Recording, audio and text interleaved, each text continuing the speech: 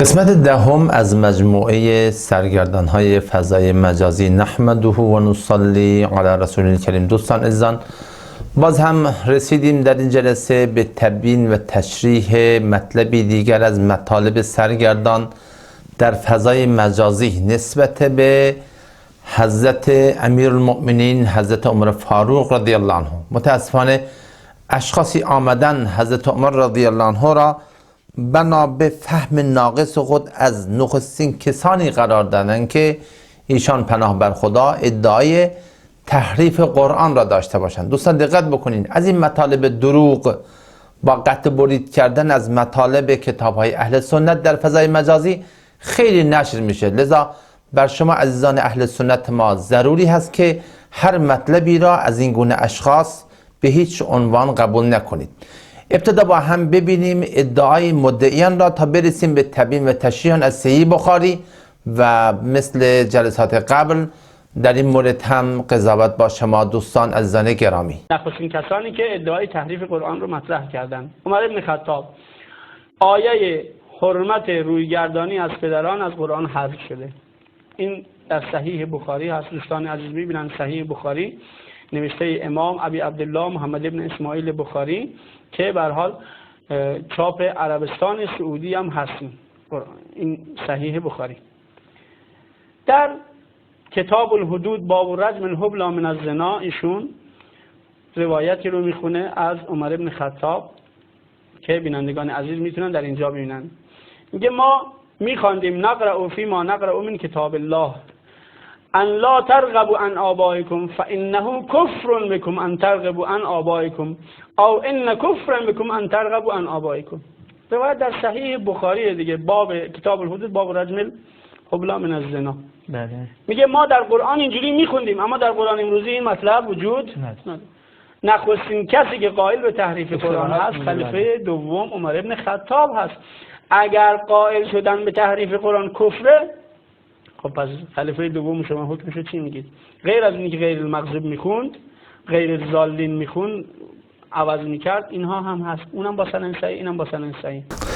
بله دوستان، ادعای این حضرات سگانه را مبنی بر اینکه حاکم بدهن حضرت عمر رضی الله عنه از نخستین کسانی باشند که ادعای تحریف قرآن را در امت کرده باشند شنیدیم، و ادعای دیگرشون که آیه حرمت رویگردانی از پدران در قرآن چطور شده؟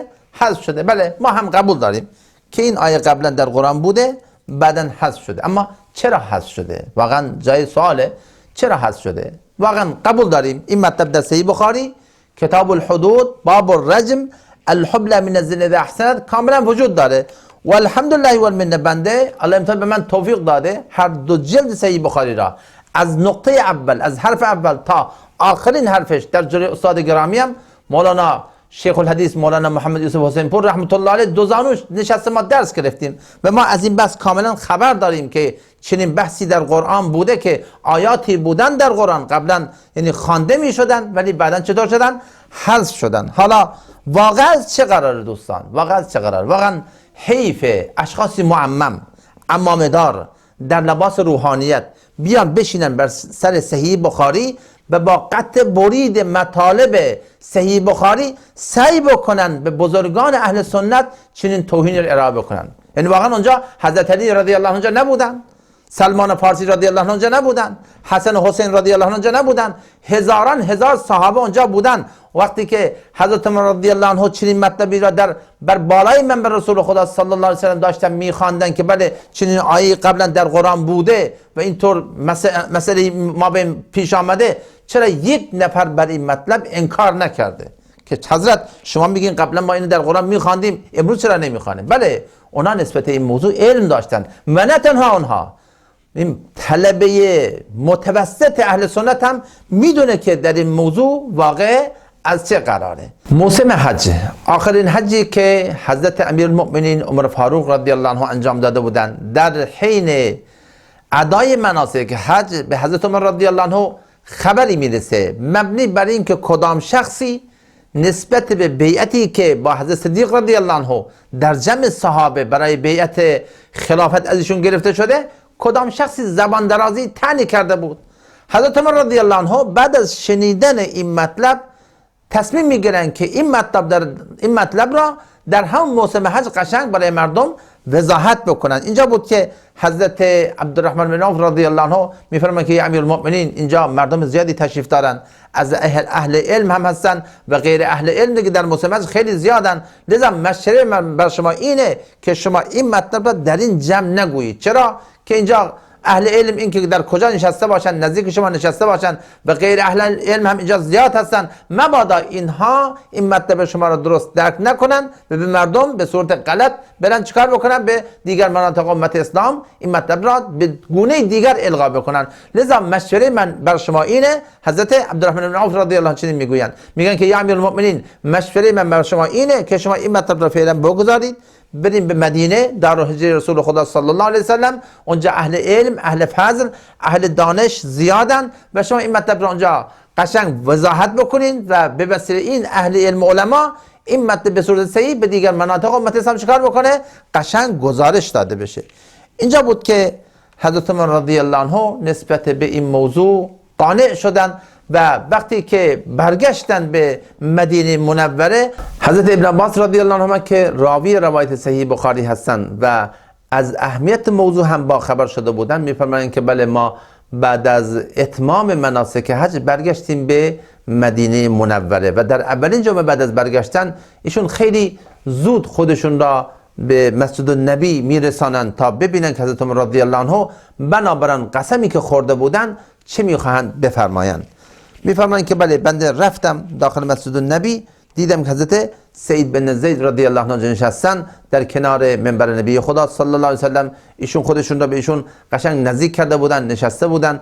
میفرمایند که کمی مکث کردم تا که از آن طرف حضرت عمر فاروق رضی الله عنه با آن هیبت فاروقی داخل مسجد النبی شدن، رفتن بالای منبر نبی خدا و الله متعال آنطور که لایق ذات احدیت باشه تعریف کردن و بعد فرمودن که بله فإنی قائل لکم مقالة، که این مردم من امروز برای شما حرفی را خواهم گفت که برای من عمر فاروق چطور شده، مقدر شده و بلکه فرمودن که لا ادری لعلها بین یدی اجلی، که بلکه جلوتر مرگ من هم فرا برسه، اما بنده میخوام برای شما حرفی را بزنم. فمن عقلها و وعاها فلیحدث بما حیث انتهت به راحلته. میفرمایند که کسی که این گفتار من را قشنگ بفهمه، قشنگ حفظ بکنه، قشنگ در وجود خودش هضم بکنه، پس حرف من را به آن جایی که او در سفرهای خود به آنجا خواهد رسید این حرف من را قشنگ به مردم چیکار بکنه، بازگو بکنه. و اگر احیانا میترسه که آنچه را که بنده فاروق اعظم به شما گفتم و خواستم اون رو تفهیم بکنم اگر درست نتونسته بفهمه، پس به من فاروق اعظم دروغ هم نبنده و از طرف من چیز را برای مردم نقل نکنه.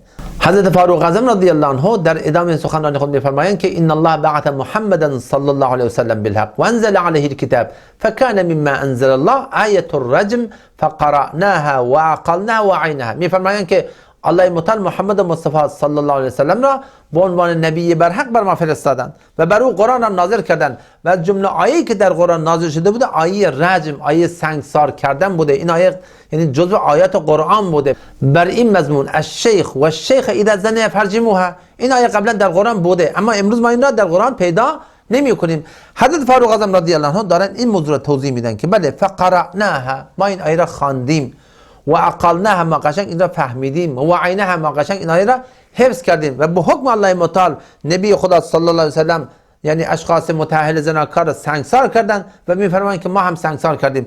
اما نکته اینجا وجود داره دوستان، دقت بکنید. فاروق اعظم رضی الله عنه از گمراهی امت در آینده ترسیدند. میفرمایند فاخشى ان طال بالناس زمان، میفرمایند که بله من میترسم که بر مردم زمانی بگذره و در آیه کدام شخصی بلند بشه بگه که بله این آیه در قرآن وجود نداره، والله ما نجد آیت رجم فی کتاب الله، کدام شخص بی علمی بلند بشه بگه که بله ما این آیه در قرآن وجود نداره، پس چرا باید بر این عمل بشه؟ بله دوستان دقت بکنید، در جلسه قبل هم بنده توضیح دادم آیات منسوخ ما در قرآن داریم. آیات منسوخ بر سه نوع قرار گرفتن: منسوخ التلاوه و منسوخ الحکم. منسوخ التلاوه دون الحکم، منسوخ الحکم دون التلاوه، که این هر سه مورد در زمان نبی خدا صلی الله علیه و سلم اتفاق افتاده. و این آیه که مد نظر ما در این مبحث هست آیه رجم از همون مواردی که منسوخ التلاوه شده، در زمان نبی خدا این جزء آیات قرآن میدانستن، قشنگ در قرآن نوشته بودن، در صحیفه ها نوشته بودن، در قلب خودشون نوشته بودن، صحابه این را حفظ کرده بودن، اما منسوخ و تلاوه شده. خواندن این را به حکم رسول خدا صلی الله علیه و سلم از قرآن برداشتن، اما دون الحکم، حکم این باقی مانده. حالا فاروق اعظم رضی الله عنه دارن نسبت به این موضوع دارن توضیح میدن و میفرمایند از جمله همون آیات این هم وجود داره، همین آیه که این حضرات سگانه نتونستن این موضوع رو بفهمن، میفرمایند که ثم ان كنا نقرا فيما نقرا من کتاب الله، از همون آیاتی که ما قبل این را میخواندیم و منسوخ و تلاوه شده، خواندن از قرآن برداشت شده اما حکم موجوده. بله، آیه حرمت رویگردانی از پدرانه که الا ترغبوا عن آبائکم فانه کفر بكم ان ترغبوا عن آبائکم. لذا دوستان اینه، یعنی این موضوع هیچ ربطی به تحریف قرآن اصلا نداره. و این در اول مبحثم گفتم این بحثیه که یعنی طلبه متوسط اهل سنت این موضوع را قشنگ میتونه به شما تفهیم بکنه.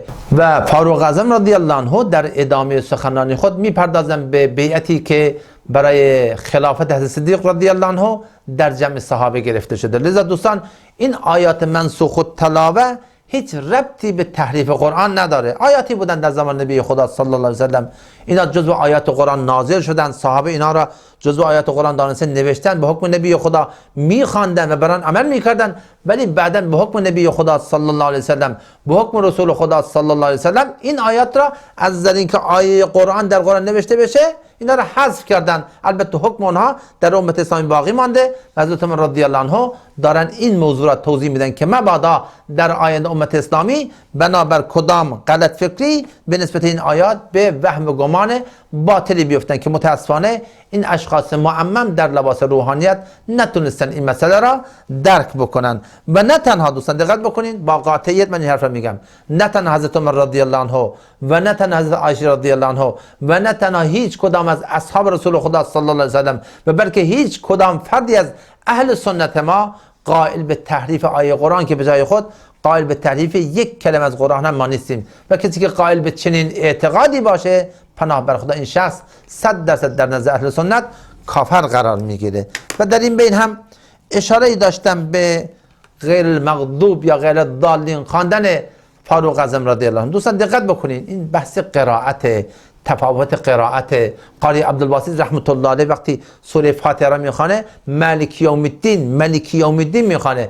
در سوره یوسف هیتلک، هیتلک این یک لفظه، به چند مثلا به چند لهجه این داره میخوانه. این بحث قرائته و این بحث هم هیچ ربطی به تحریف قرآن این مسائل هرگز نداره. الله امسال به همه توفیق بده. امیدوارم که شما دوستان زن اهل سنت ما از این مطالب سرگردان در فضای مجازی که بعضا با قطع برید از کتاب‌های اهل سنت و بعضا به دروغ مسائلی که اصلا وجود نداره یا اصلا بعضا با ترجمه ناصحیح و ترجمه غلط میان برای اهل سنت و جوانان اهل سنت ما، یعنی اینطور از نظر فکری مشکلاتی را و وسوسه‌هایی را ایجاد میکنن، هرگز به این مطالب سرگردان شما اعتماد نکنین. و السلام علیکم و رحمت الله و برکاته.